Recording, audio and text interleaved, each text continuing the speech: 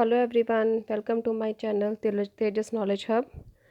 Today we continue the discussion on classification of fixatives. तो last जो हमारा discussion थी, जो हमारा लास्ट लेक्चर था, उसमें हमने सिंपल फिक्सेटिव्स डिस्कस किए थे डिटेल में, और आज हम करेंगे कंपाउंड फिक्सेटिव इन डिटेल। तो फर्स्टली जो कंपाउंड फिक्सेटिव्स हैं हम उनको दो ग्रुप्स में डिवाइड करते हैं। The first one is the micro anatomical fixative and second one is the cytological fixative. तो पहले हम माइक्रो एनाटॉमिकल फिक्सेटिव हैं वो डिस्कस करेंगे। These fixatives are used to preserve the various layers of tissue and the cells. तो जो हमारे micro anatomical fixatives हैं, ये हम टिश्यूज़ और सेल्स की जो डिफरेंट लेयर्स हैं उनको प्रिजर्व करने के लिए यूज़ करते हैं। तो इसमें फर्स्ट जो हमारा फिक्सेटिव है that is the 10% formal saline.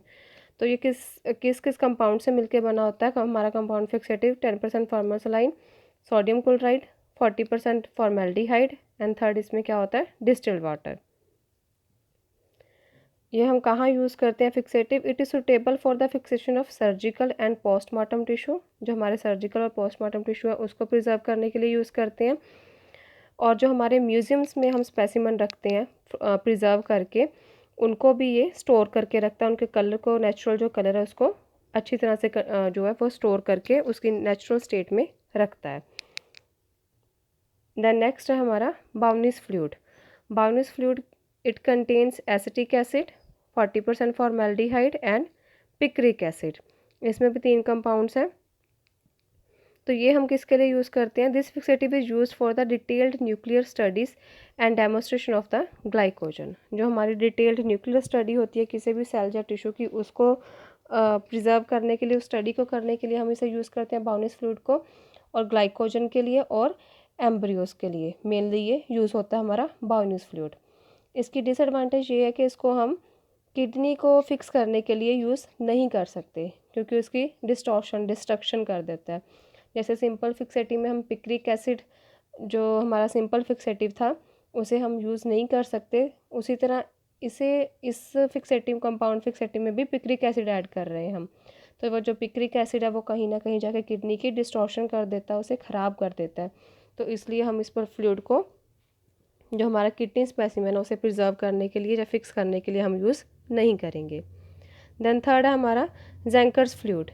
ज़ेंकर्स fluid क्या क्या बनाता है? Sodium sulphate, potassium dichromate and mercury chloride. Distilled water होता है उसमें और एसिटिक एसिड। ये इसके कंपाउंड्स हैं ज़ेंकर्स फ्लूइड के। देन ये हम किसके लिए यूज़ करते हैं? It is use for the small pieces of liver and spleen.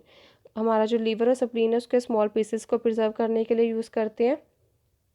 ये हमें काफ़ी अच्छी साइटोलॉजिकल डिटेल्स है वो दिखाता है। कनेक्टिव टिश्यू के लिए यूज़ करते हैं और न्यूक्लियाई के लिए किसी भी सेल की।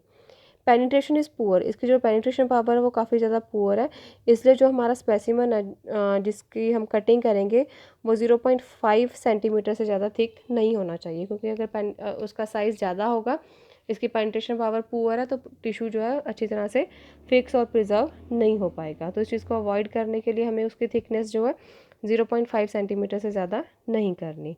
देन नेक्स्ट जो हमारा फ्लूइड है that is the Heidenhain's Susa fluid. तो इसमें कौन कौन से कंपाउंड होते हैं? Sodium chloride, mercury chloride, trichloro acetic acid, 40% formaldehyde and distilled water. Then ये हम किसके लिए यूज़ करते हैं? हमारे जो रूटीन सर्जिकल टिश्यूज़ होते हैं और फाइब्रस जो ट्यूमर टिश्यूज़ हैं उनकी स्टडी के लिए हम इसको यूज़ करते हैं। It give rapid and even penetration with minimum shrinkage. ये जल्दी और अच्छी पेनिट्रेशन देता है, लेकिन कई बार ये थोड़ी बहुत श्रिंकेज भी कॉज कर देता है किसी टिश्यू में। इसे हम प्रोलॉन्ग्ड फिक्सेशन के लिए यूज़ करते हैं फॉर रूटीन सर्जिकल, पोस्टमार्टम और रिसर्च स्पेसिमेन के लिए। इसको हम जो हमने लॉन्ग टर्म के लिए स्पेसिमेन प्रिजर्व करके रखना है, इस फिक्सेटिव में हम प्रिजर्व करके रख सकते हैं। देन नेक्स्ट हमारा ज़ेंडर्स सोल्यूशन। तो ज़ेंडर सोल्यूशंस में कौन कौन से कंपाउंड है? Acetic acid, picric acid and formaldehyde. तो ज़ेंडर्स जो फ्लूइड हम किसके लिए यूज़ करते हैं? For the preservation of glycogen. Glycogen को हम प्रिजर्व करने के लिए ज़ेंडर सोल्यूशन यूज़ करते हैं। और जब हम इसकी फिक्सेशन करते हैं, फिक्सेशन के बाद जो हमने हमारा स्पेसिमन है उसे 80% अल्कोहल के साथ क्या है, वॉश आउट कर देना है to remove the pigmentation. Then next हमारे आ जाते हैं साइटोलॉजिकल फिक्सेटिव्स। जो हमारे साइटोलॉजिकल फिक्सेटिव्स हैं उनको फिर फर्दर हम दो ग्रुप्स में डिवाइड करते हैं, nuclear fixative and the cytoplasmic fixatives. तो फर्स्ट हम न्यूक्लियर फिक्सेटिव डिस्कस करेंगे। हमारे जो न्यूक्लियर फिक्सेटिव है उसमें आता है कार्नोइस फ्लूइड। जो हमारा कार्नोइस फ्लूइड है उसमें कौन कौन से कंपाउंड है, ग्लेशियल एसिटिक एसिड, क्लोरोफॉर्म और एब्सोल्यूट अल्कोहल, ये तीन कंपाउंड्स आते हैं इसमें। It penetrate very rapidly and give better nuclear fixation, ये जल्दी पेनिट्रेट कर जाता है किसी भी टिश्यू और सेल में और बेटर जो हमें न्यूक्लियर फिक्सेशन है वो प्रोवाइड करता है। It is widely use to fix the chromosome, lymph nodes and urgent biopsies. जो हमारी अर्जेंट बायोप्सिस होगी, क्रोमोसोम और लिम्फ नोड्स हैं जो हमारे, उनको प्रिजर्व करने के लिए, फिक्स करने के लिए हम इसे यूज़ करते हैं।